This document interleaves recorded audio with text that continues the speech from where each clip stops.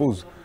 মাহফুজ, জানাবেন সংঘর্ষের পর চকবাজার এলাকায় এখন কি পরিস্থিতি, আহতদের বিষয়ে চিকিৎসকরা কি বলছেন?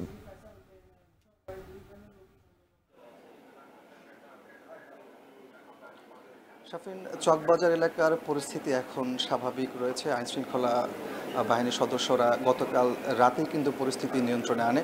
ঘটনার সূত্রপাতটা যদি বলি, আমরা দেখেছি গতকাল রাত 12টার পরেই মূলত চকবাজার এলাকায় ছাত্র শিবিরের সাথে ছাত্রদল এবং যুবদল নেতাকর্মীদের মধ্যে সংঘর্ষের ঘটনা ঘটে। সেখানে প্রায় 20 জনের বেশি গুলিবিদ্ধ সহ আহত হয়েছেন এবং পুলিশ আমাদেরকে জানিয়েছেন প্রায় 2 ঘন্টার চেষ্টায় পরিস্থিতি তারা নিয়ন্ত্রণে আসে।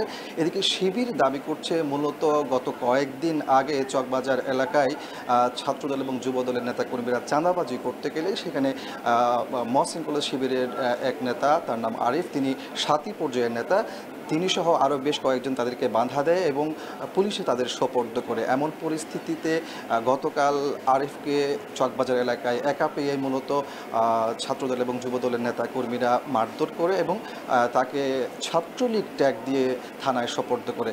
পরবর্তীতে আমরা জানতে পেরেছি যে শিবির নেতাকর্মীরা তাকে থানা থেকে ছাড়িয়ে নেওয়ার জন্য গেলে শিবির দাবি করছে যে যুবলীগ এবং যুবদল এবং ছাত্র দলের নেতাকর্মীরা আগে থেকে সশস্ত্র অবস্থায় উৎপেতে ছিল এবং তারা সেখানে গুলি করে এবং সেখানে শিবিরের 3 জন নেতা কর্মী গুলিবিদ্ধ হয়েছে এবং বর্তমানে 2 জন কিন্তু চট্টগ্রামের এই পার্ক ভিউ হাসপাতালে ভর্তি আছেন, যদিও চিকিৎসক জানিয়েছেন তারা আশঙ্কা মুক্ত রয়েছেন এই পর্যায়ে। তো সবকিছু মিলে আমার কাছে ছিল চট্টগ্রামের পার্ক ভিউ হাসপাতাল থেকে গতকালের যে ঘটনা তার সবশেষ তথ্য।